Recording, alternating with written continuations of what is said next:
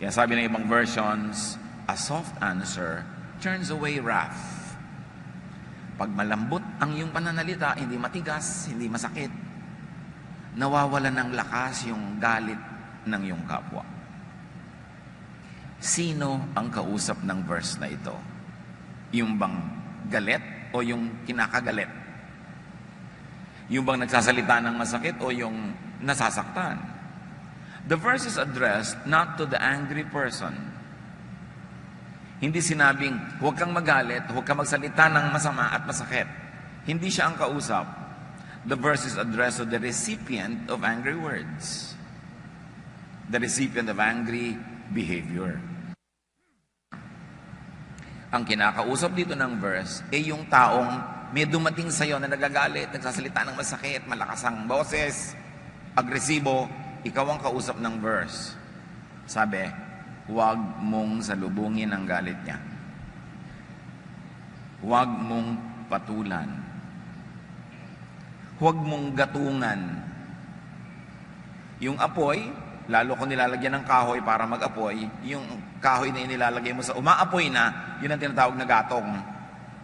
Hindi na kasi nakikita ng young people yung gatong kasi click! Umiinit na yung kalan. Hindi nila maintindihan yung gatong-gatong na yan. Kung may bonfire and the fire is already dying out, you put some more firewood. Yung firewood ang gatong para tumuloy yung apoy. Kaya kung may nagagalit na, galit din ang sagot mo, yun yung gatong. Pinahaba mo yung apoy, pinainit, pinadami ang siklab. You should take note na hindi binabawalan yung galit. Hindi sinasabi na huwag ka magalit. Kasi pwede naman talaga magalit. Merong ang righteous indignation na tinatawag. Kaya hindi binabawalan yung dumating na galit. Huwag ka magalit. Hindi yon. Yung inaaway ng galit ang kausap. Bakit siya ang kausap? Ba't hindi na lang sabihin to sa taong galit na, huwag kang magalit, huwag kang magsasalita ng mga galit na mga salita. Kasi galit na nga siya. Paano mo pa maaawat yun? Galit na. At kung minsan, meron naman talagang valid reason para magalit. Kaya hindi yung taong galit ang pinipigil. Ang pinagsasabihan, yung kakausapin ni galit. Yung inaaway ang kausap ng verse. So kayong asawa mo, dumating sa'yo na nagpupuputak, hindi siya ang pinipigil ng verse, ikaw. Sabi ng verse, huwag mong patulan. Yung na-offend, nasaktan, darating yan, susugurin ka, hindi siya ang pinipigil, ikaw. Bakit? Kasi hindi naman ikaw yung galit siya. Therefore, mas madali kang kausap. Kasi yung galit na, wala yung katwiran. Mahirap nang kausapin pa yan. Kaya ang mission mo bilang isang taong pinuntahan ng isang nagagalit na kapwa, ang mission mo, pahupain ang galit. Alisin ang kamandag ng kanyang galit. Kasi kung galit siya, hindi mo siya mapagpapaliwanagan. Hindi mo siya mapapahupa. Hindi kayo pwedeng mag-usap na may magandang mararating. Kaya ang mission mo kay nagalit na tao, alisin ang galit niya. Hindi yung galitin pa siya lalo. Kasi pag nagpagalit ka, galit ka, mag-aaway kayo. Tapos yung taong dumating sa'yo na galit, asawa mo. Tama ba na mag-away kayo ay kayo nga yung magka-partner sa buhay? Kayo nga yung magkakampi? Nakaaway mo kapatid mo. Tama ba yun? Tama ba na makaaway mo yung kapitbahay mo, yung kamag-anak mo? Yan nga ang mga karamay mo sa buhay. O kung hindi mo man karamay, makikita mo araw-araw. Gusto mo bang may nakikita kang tao araw-araw na magkagalit kayo? Kaya sabi, huwag mong patulan. Isa kang misyonero. Ang mission mo, hindi magpunta sa mga kabundukan at mga kanayunan para maghanap ng kaluluwang sasagipin. Sa oras na ito, yung taong galit sa'yo, mission mo siya. At ang mission mo ay alisin ang galit. O hindi mo man maalis ang galit, huwag mo nang palalain pa. What are the many lessons? Soothe the angry person's feelings. Payapain. Pakalmahin mo siya. Hindi gatungan, hindi galitin, hindi palalain. Pag may taong dumating na galit sa'yo, ang mission mo, patahimikin ang kanyang loob. Kasi hindi ka pa naman galit eh, siya pa lang yung galit. Kaya pag may kikipag-usap na sa'yo, alam na agad, no, mission ko to, hindi ko papalalain ito.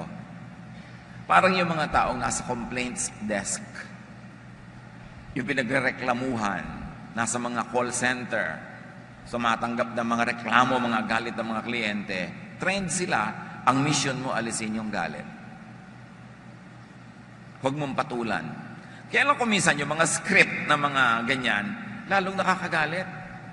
Yung sasabihin, oh, I understand you, sir. So huwag mong sabi-sabi sa akin, understand. I don't need your understanding. I need your compliance.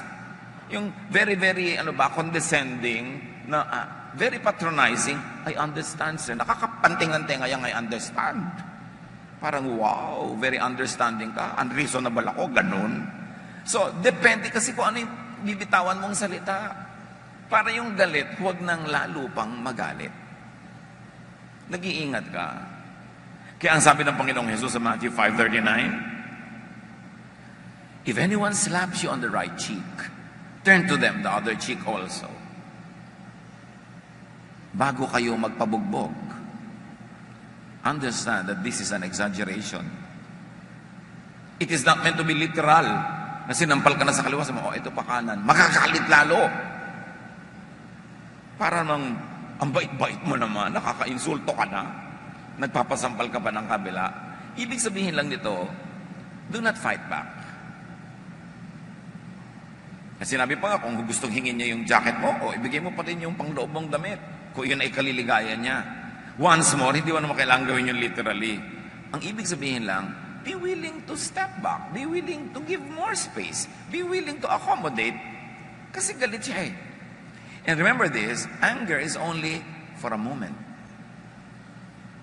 It takes your whole body to conspire to release toxic elements into your blood system to make you angry and to energize that anger. And that chemical composition of your blood to be angry and to energize that anger lasts only for a moment. It cannot last for long because it requires so much energy. So ang isang taong galit na galit, hindi pwedeng magtagal ang galit na yon. Huhupa yon. Eh bakit po nagtatagal? Eh kasi sinalubong mo. Kasi ginalit mo lalo. Kasi hindi mo siya naging mission field na papayapain. Sinampal ka sa kabila, sinampal mo rin siya. Natural, sasampalin ka niya uli hanggang magsampalan kayo na magsampalan. Hanggang maging rosy cheeks kayo. Eh, sinampal ka, sabi ni Jesus, o, ibigay mo pa yung isa. Let's say, sinampal ka uli. Let's say, nagpasampal ka, mga 30 sampal, mapapagod din yun. Titigil din siya. Habang hindi mo ginagalit. Sa tug of war, mga kapatid, hilahan ng lubid, di ba? Gusto niyang hilahin yung lubid patungo sa kanya. Maagaw sa'yo. Gusto mong hilahin yung lubid patungo sa'yo para maagaw sa kanya. Kaya ang tagal-tagal ng tug of war. Subukan mong paghila niya, nirelease mo yung lubid. Tumba na siya. Game over. Nagagalit sa'yo, hindi ka nalang kumibo. Ano pang susunod niyan sasabihin? Kaya dumadami ang sinasabi niya kasi nangangatwiran ka. Magkano ka? Sabi sa'yo, sabi mo, doble mo. Hindi, wala nang katapos ang competition yan. Pero sinabi mo, magkano ka? Mura lang. Kayang-kaya mo. Ano pa susunod niya sasabihin? Kaya ka iniinsulto number 2 kasi ininsulto mo siya number 2. Pero pag ininsulto ka lang number 1, hindi ka na kumibo. Nag-number 2 pa rin siya kasi galit na galit. Ang number 3, titigil din. Pag meron kayong galit na taong lumapit sa inyo, huwag niyong patulan. Huhupa yun. Why? As I have said, because the chemical composition of an angry person lasts only for a while. It cannot be there for long. Kaya ang sabi ng iba, alam niyo na yun, di ba? If you are angry, count 3. If you're very angry, count 10. Kasi pag galit ka na, gusto mo siyang sampalin. Pero sabi mo, teka muna, 1, 2, 3. Siguro hindi mo na gustong sampalin. Nawala na yung energy mo eh. Minura ka, gusto mo ring murahin, pero sabi mo, 1, 2, 3, 4, 5, 5.5, 6, 7, 8, 9, 10. Tell me kung galit pa rin kayo after 10. Konting-konti na lang matitira noon. At saka hindi lang yon, baka nakaalis na siya. Tapos ang labanan. Pero pag binangga-bangga mo yung nambabangga sa'yo, walang katapusan kasi iiral yung pride niya. And this ministry of taking away the wind from their sail, taking away the energy from their anger, is very especially for people who are close to you. For people you love. For people who love you. Alam mo, mahal ka ng taong ito. 5 taon ka lang nga niyang minamahal. Galit lang siya ngayon. Sisirain mo ang lahat. Palampasin mo lang. Kasi yung taong to, na-earnan niya yung right na pagpasensyahan mo. Sa dami na nang nagawang mabuti sa'yo. Kakalimutan mo na lahat yun dahil lang na-offend ka sa galit niya. Palampasin. Pero hindi sinasabing ipatalo ang buong pangangatwiran. Bukas na.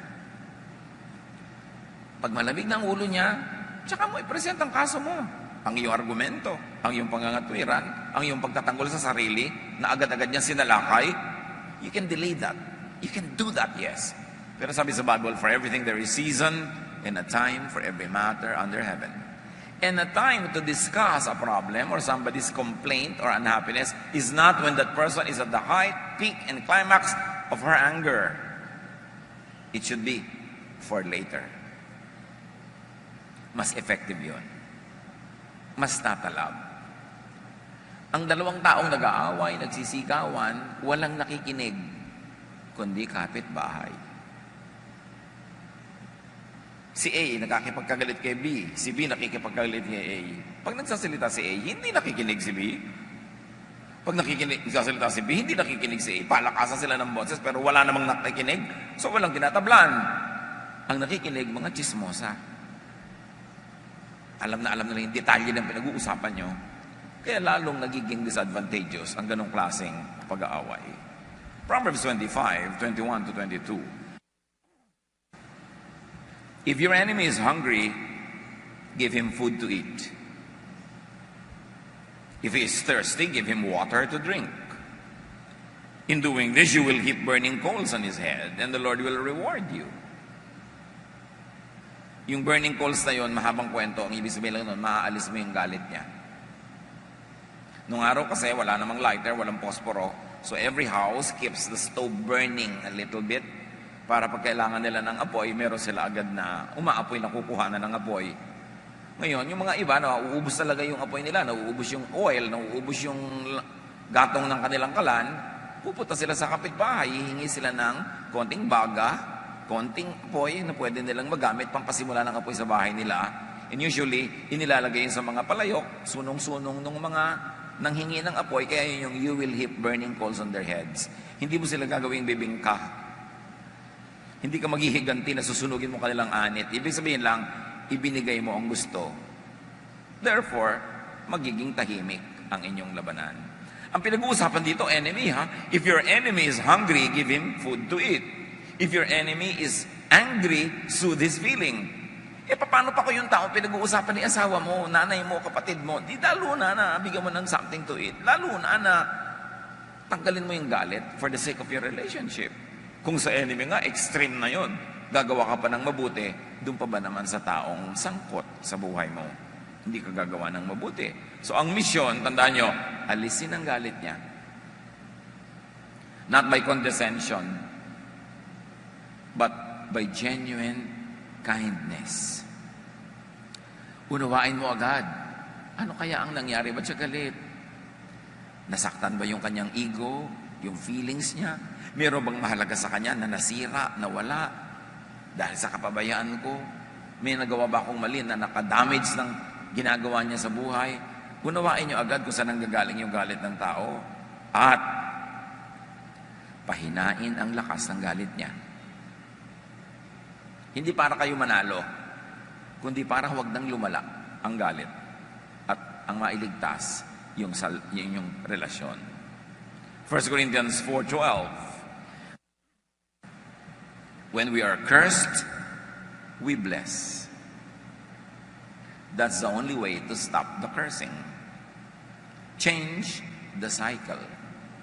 Because once somebody curses and you curse back, you begin a cycle of cursing that will never stop.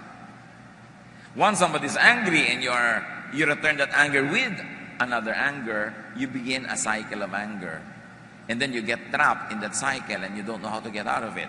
So reverse the cycle by changing the elements of the equation. Galit siya, huwag kang magalit. Nang curse siya, mang-bless ka. Para yung gustong puntahan ng kanyang negative energy, hindi marating. Kasi babaligtarin mo eh. Yun ang trabaho ng mga anak ng Diyos. The way to soothe the other person's angry feelings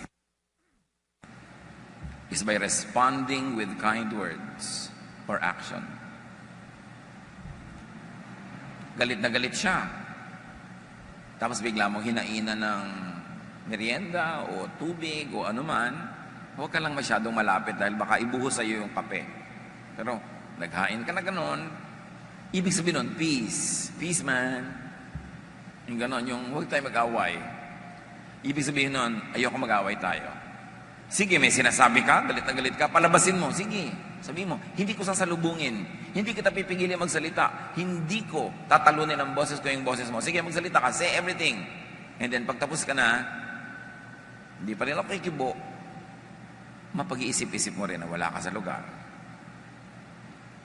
Pero pagka hindi ka nakikinig, pinipigil mo siya, nagsasalita ka rin, lalo niya lalakasan ang boses niya para marinig mo. Ang dali-dali namang makita mga kapatid what works and what doesn't. Arguing with somebody who's angry will lead to nowhere but worse and worse situations. Kaya galit siya, ang tunay na pananalo doon ay yung matanggal mo ang galit niya, hindi yung magalit mo pa siya lalo. Pag nagalit pa siya lalo, talo ka.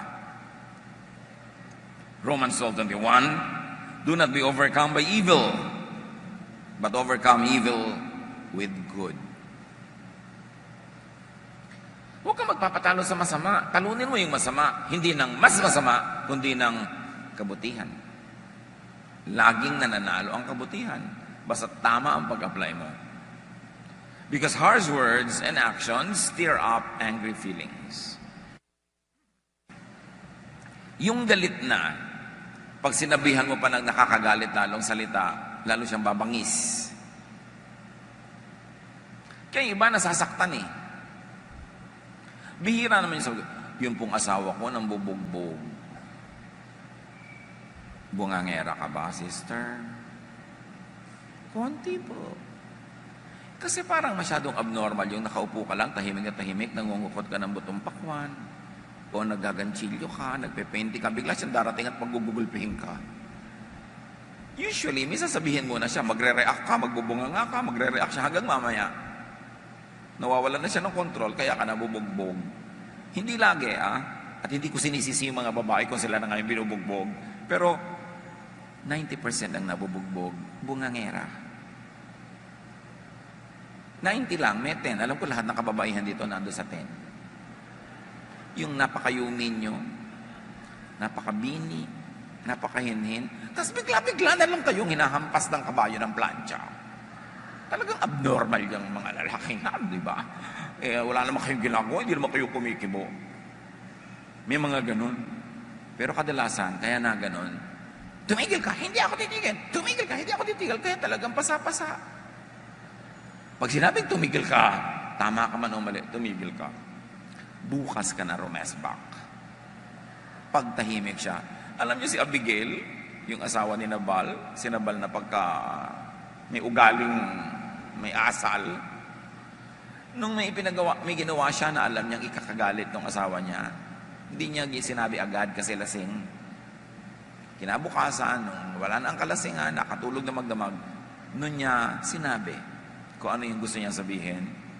Nanigas nga yung asawa niya bigla. Siguro na heart attack kung ano nangyari hanggang ikinamatay. Pero hindi niya sinalubong yung galit. At yung kanyang kamalian ay pinagbayaran din niya nung asawa. Kailangan marunong kang mag-handle ng galit. Kailangan, huwag mong galitin. Proverbs 15:1. A gentle answer turns away wrath, but harsh words stir them up. Yan ating verse for the week. A gentle answer turns away wrath, but a harsh word stirs up anger. Your mission when somebody is angry is not to be more angry, but to soothe the angry feelings. Yun ang ginagawa ng mga anak ng Diyos. Proverbs 26:4, do not answer a fool according to his folly, or you yourself will be just like them.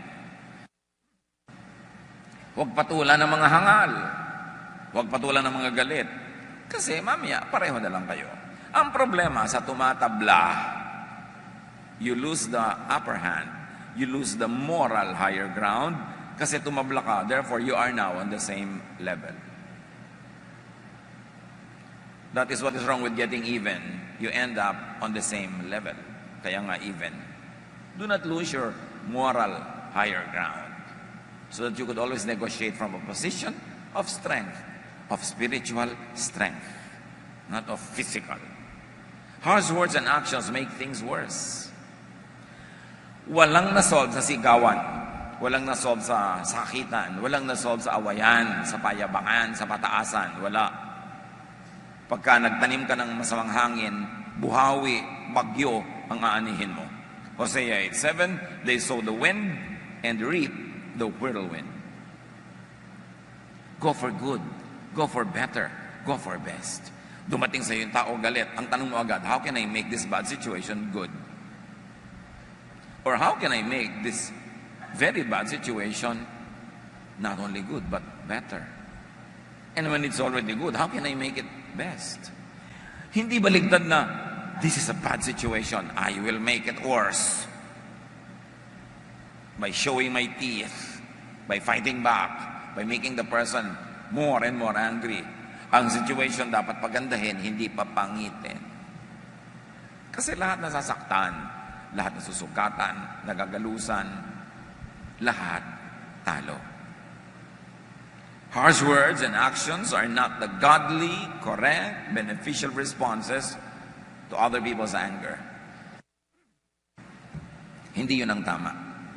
Sabi ni Jesus sa kanyang mga alagad, let your light shine before others, that they may see your good deeds and glorify your Father in heaven. Ang ipakita mo yung liwanag mo, hindi yung dilim. Everybody has some darkness in her or in him. But why show that? Why emphasize that? Why exhibit that in a difficult situation? Let your light, not your darkness, shine. Para ang makita nila ay yung kabutihan ng Ama sa iyo. It will always work. Sometimes all you need is time to plant the seed and then to make it grow. But good deeds always accomplish the purpose for which they are sent. They will never return to you empty. They will always come to you with a lot of profit, a lot of fruits, a lot of benefits. So let your light shine in darkness. Let your counsel fix issues. Pag may taong galit at pumunta sa'yo, ministration. Ipinadala sa'yo ng Diyos ang mabuting nangyari. Don't be a fallen angel at the very most of the world.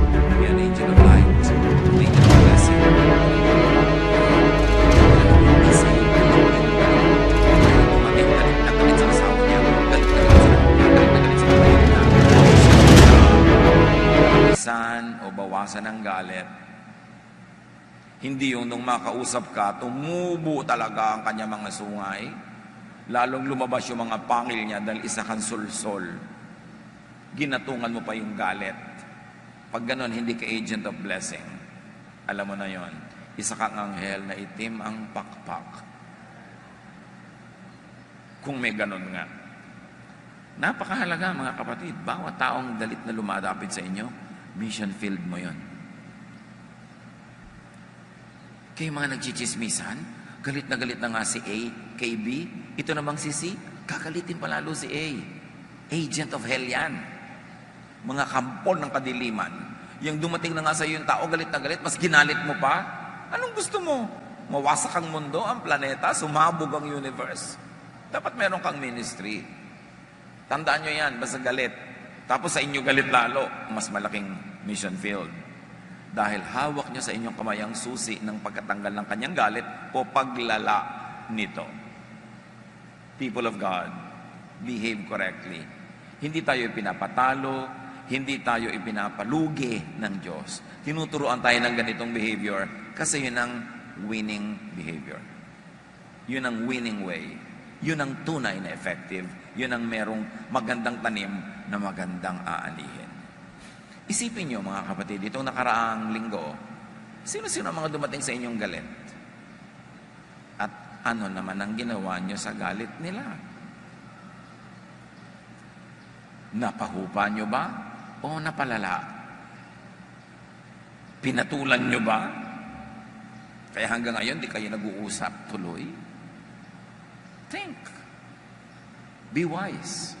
Do not keep repeating our own mistakes or the mistakes of many people surrounding us, because evil for evil never works. Overcome evil with good. 1 Peter 3:9. Do not repay evil with evil or insult with insult. On the contrary, repay evil with blessing. Because for this you were called, so that you may inherit a blessing. Huwag mong susuklian ng masama ang masama. Yung panglalait sa iyo, huwag mong balikan ng panglalait din. Yung galit, huwag mo salubungin ng galit. Sa kabaligtaran pa nga, suklian mo ng mabuti ang masama. Yan daw ang ating misyon, at yan din ang magbibigay sa atin ng napakaraming pagpapala na nagmumula sa langit. So right now, bow before the Lord and think of the people who come to you angry. Maybe in the past, and surely in the future, many will come to you angry. Decide now how you would react. Bago kayo magalit din ng isang taong galit, magpasya na kayo, hindi ako magpapagalit dahil ang galit ka. Hindi ako magpapatalo. Hindi ako lalaban para lang humaba pa ang gyera. Kung meron man akong katwiran, meron akong sasabihin, sakana, pero hindi ko sasalubungin ang galit mo. People, bow before the Lord and think of your loved ones, your family members, your friends, your workmates, na madalas niyong makabangga. Madalas galit sila, pero galit din ang sinusukli niyo. Think about it now and make a firm resolve. Purpose to be a kinder, gentler person so that the ways of God will win and will prevail. Sa ilang saglit ng katahimikan, pag-isipan niyong mabuti ngayon yung mga tao nakakagalit sa inyo kasi dumadating silang galit. Decide right now how you would react if they come.